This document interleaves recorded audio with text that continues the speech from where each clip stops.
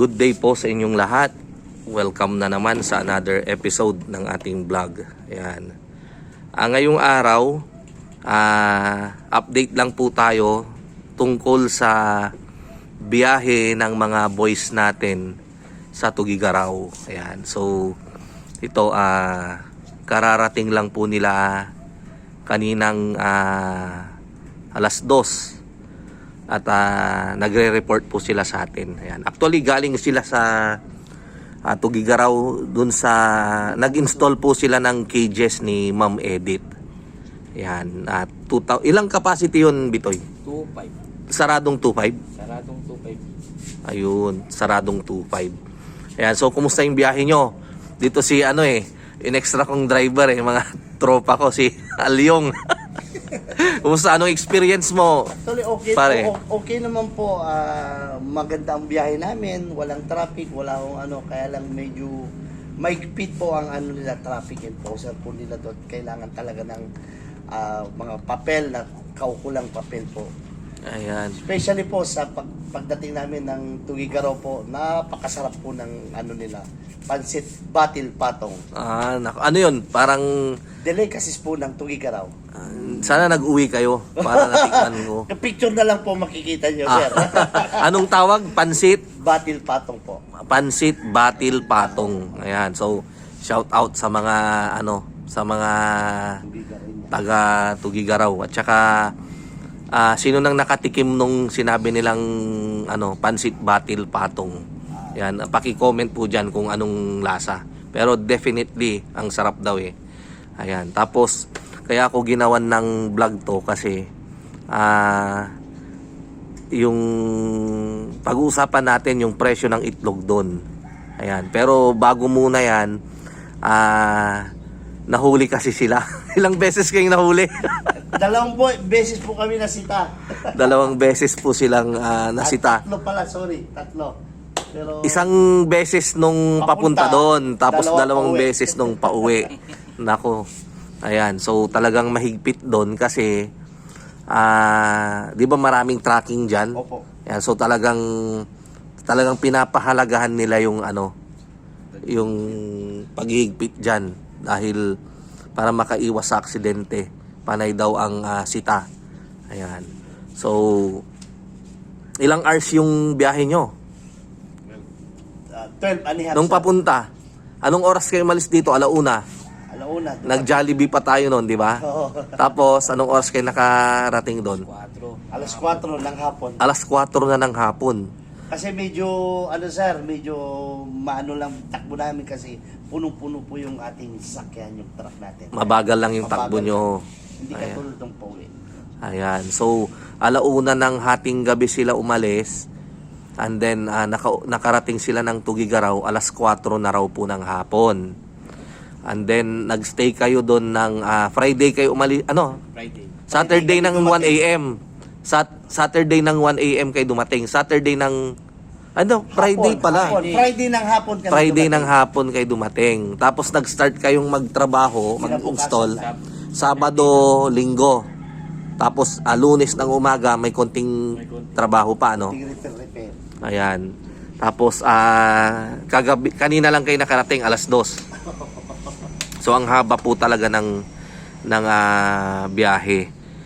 And then totoo daw na nangunguna rin si Tugigaraw sa yung sa heat index pinakamainit na lugar sa Pilipinas. Ayan. Tapos yung kunikwento nyo, syempre nung pagdating po nila doon, sila po ay nagdala ng mga gamit, panluto, kalan, ganyan. Kasi magluluto sila ng pagkain nila. And then namalengke daw sila. May napansin daw sila yung sa presyo ng itlog. Magkano yung presyo ng itlog, Bitoy? Yung extra small nila dun pumapatak ng 240 yata isang tray. Extra small, pumapatak ng 240. Yun na yung pinaka-small daw nila dun. Pero sa atin, yung small nila, XS lang natin. Opo. Ayan. Yung medium nila magkano? Sa rin yun, 290. 290. Medium. Tapos yung large, 340. 340. Opo. Grabe, ano?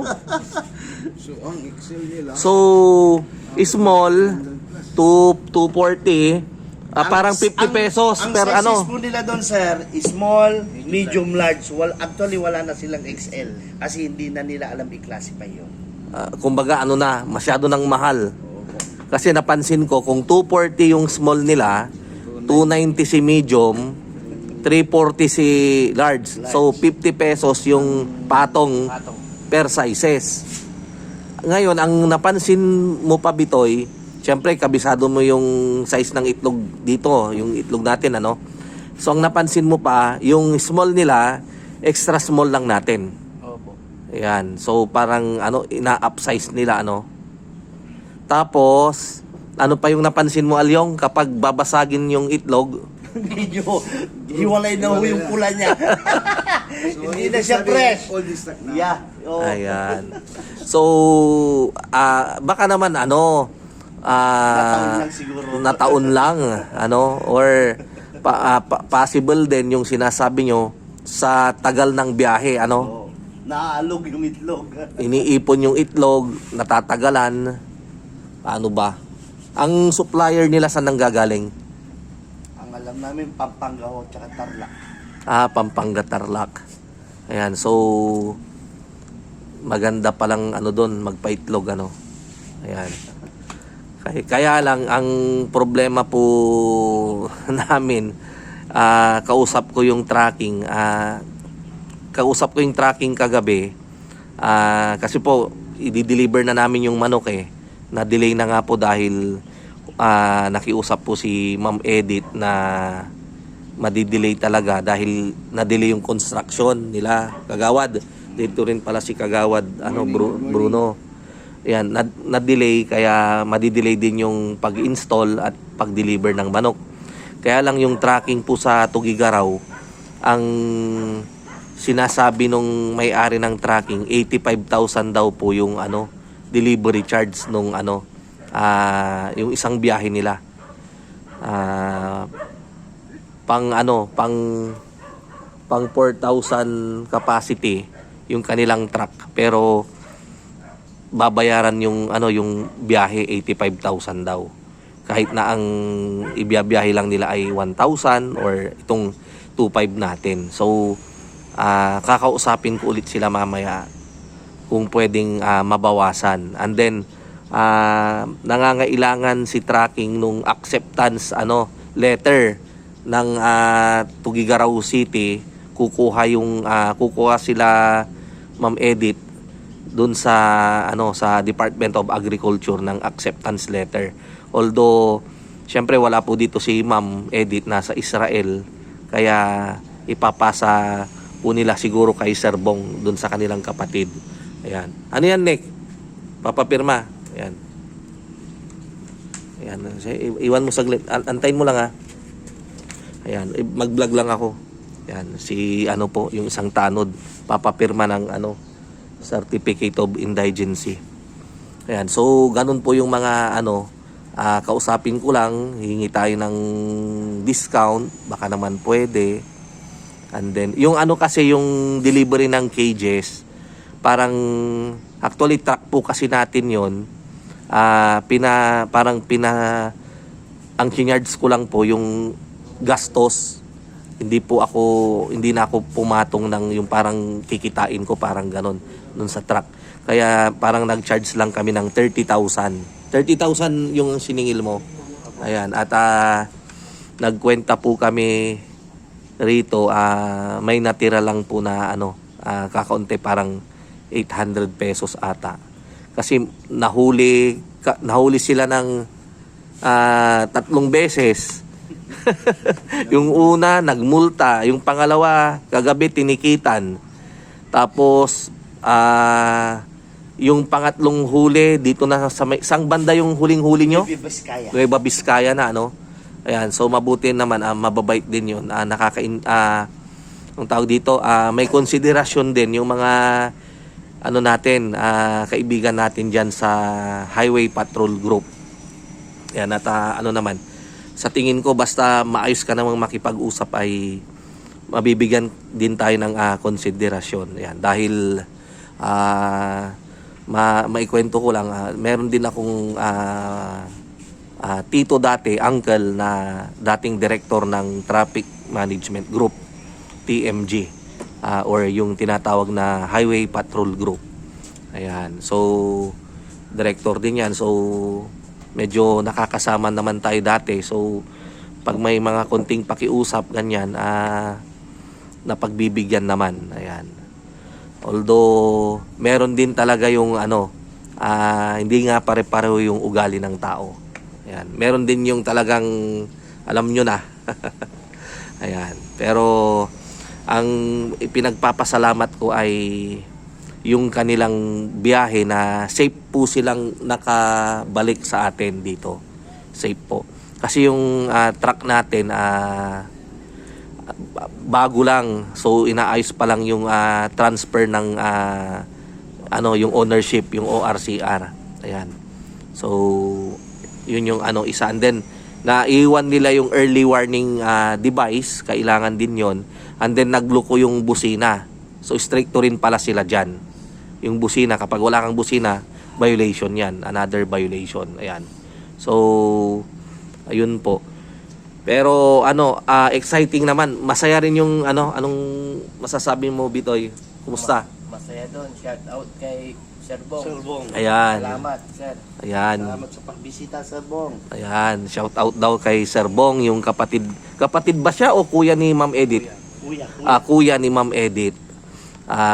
Shout out. Thank you daw po sa pagbisita at maging ako mismo ay nagpapasalamat sa inyo dahil maayos nyo pong tinanggap yung ating mga boys dyan. Ayan. Si Bitoy ay pinsan ko. Si Pari Alyong ay dati ko na siyang kasama nung ako ay napunta kami ng buy and sell ng broiler. So talagang trabaho rin niya talaga yung magmaneho. Ayan. So, mabuti at nag-cross na naman yung landas namin. Kaya, asahan nyo po sa mga susunod na biyahe ay makakasama natin. Ngayon, Oo. malaki na magkasama pa rin kami. Correct, tama. Di lang pala yun, maliliit pa kami magkakasama na. Dahil yung negosyo ng lolo niya, yung dun po sa fish market, doon sila nagre-renta sa pwesto ng lolo ko. So yung lolo ni Pari Alyong at yung lolo ko magkaibigang matalik. Ayan. At yung lolo niya dati ring barangay chairman.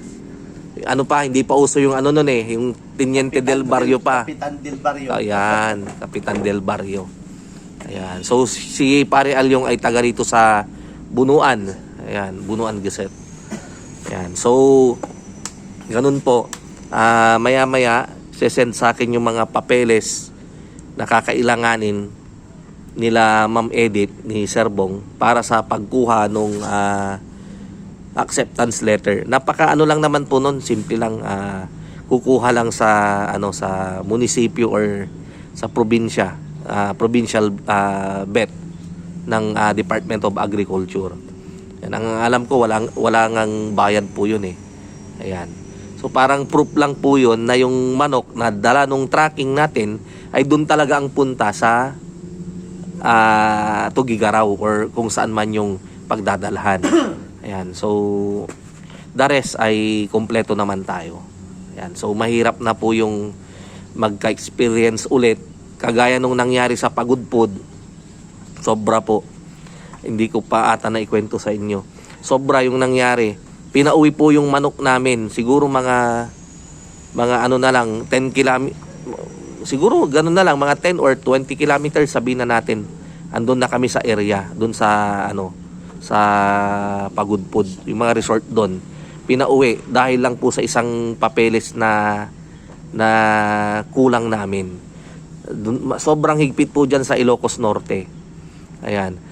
Sabi nga po nung mga taga Ilocos Sur, dati-rati ang pinakamahigpit po talaga Ilocos Sur. Pero ewan ko nga po bakit biglang naging ganon. Sabi nga raw nung sa quarantine sa Ilocos Sur, nagtataka rin siya bakit pinabalik samantalang pinadaan po nila yung truck natin nung time na yon. Ayan. Kaya very na tayo dyan yung maingat na tayo para hindi mapabalik yung manok natin. Kasi sayang din yung manok namin na dinala ng pagudpod. Nung inuwi dito, syempre tanghaling tapat po, binyahe. Namatayan po ako ng 18 heads. Mabuti na lang po talaga 18 heads lang out of 2,500 po ata yun or 2,000 heads. Ayan, so matibay rin talaga yung mga manok natin. Imagine tanghaling tapat, binyahe na po yun, parang 24 hours na nasa daan yung manok natin, yung papuntang Pagudpod and then pabalik ng dito sa Pangasinan. Ayan, so matibay din po, 18 heads lang po yung namatay. Ayan, dahil nga sa sobrang init, Ayan, at dati na kwento ko naman sa inyo yung biyahe papuntang Leyte, 6,000 heads, wala namang namatay. Ayan, so depende rin po yan sa mga tracking natin pag may mga malasakit sila, ganyan. So kumaga nakasalalay din sa kanila yung buhay ng mga manok natin. At syempre sila rin yung mananagot kapag may nangyari dun sa manok natin. Dahil paglabas po ng farm natin, pag kinulang yan, sagutin na nila. Kaya maingat na maingat din kami, sila, kapag kami ay nagkakarga ng manok sa kanilang truck. Ayan po. So at least nabigyan ko po kayo ng idea. Ayan. So hanggang sa muli, kita-kita po ulit tayo sa mga susunod nating vlog. Maraming salamat po.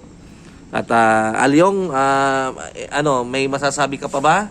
Wala na po. Ayun. Salamat na lang at nakarating kaming dito. Safe po. Ayan. Madilim daw Alyong lilipat ako rito para makita yung Ayan. Ayan. Ayan. Shoutout na lang kay Sir Tong po ulit. Ayan. Salamat po sa Kaya, pagbisita sa sa may bahay mo. sa, Siyempre, panonoorin niya to. sa asawa ko, si Lot po. Ayan. Kagawad. Nagpapasalamat din po ako dahil nakarating kayo ng maayos at nakauwi rin po kayo ng maayos dito sa Dagupan. At ganun din tayo Ganun din kahapon. kami. Dahil, Pasensya na kayo dahil hindi kami po, naka-attend kasi itong problemang ito. opo, galing po kami ng World Trade Center. Meron po kaming convention. Lahat po ng kapitan.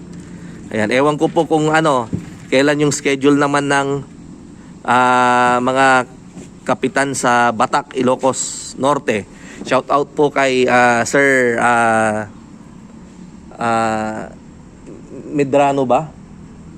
Yung yung tricycle cooperative. Si ABC. Ano na yung apelyido ni sir? Anyway, sir, sa susunod na video, kay ABC, di ba? Yan, sa ABC ng Batak. Madalas po siyang nanonood sa mga vlog natin. Ayan. At sa inyong lahat po. Ayan. So, maraming salamat po. God bless.